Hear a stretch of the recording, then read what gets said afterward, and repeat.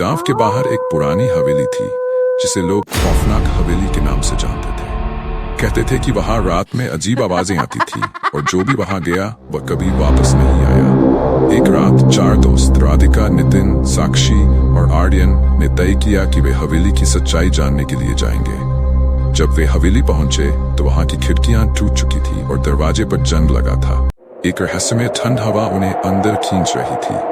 जैसे ही वे अंदर गए उन्हें अंधेरा और सन्नाटा मिला। अचानक एक पुरानी पेंटिंग पर नजर पड़ी जिसमें एक महिला की आंखें जैसे उन्हें घूर रही थी। साक्षी ने कहा, यहाँ कुछ सही नहीं है, लेकिन बाकी ने उसकी बात को अनसुना किया और आगे बढ़े। कुछ देर बाद उन्हें एक आवाज सुनाई दी, मुझे मुक्त करो। सब घबरा गए। नितिन ने कहा, यह बस हमारी कल्पना है, लेकिन आवाज फिर से आई, इस बार जोर से। चारों दोस्त एक दूसरे का हाथ पकड़े डरते डरते उस दिशा में बढ़े जहां से आवाज आ रही थी। जैसे ही वे एक कमरे में पहुंचे, दरवाजा अपने आप बंद हो गया।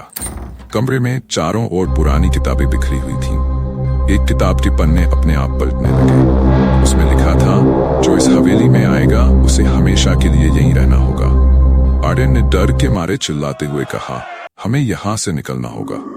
लेकिन दरवाजा खुलने का नाम नहीं ले रहा था। तभी उन सब ने देखा कि पेंटिंग की महिला कमरे में आ गई है। उसकी आंखों में आग थी।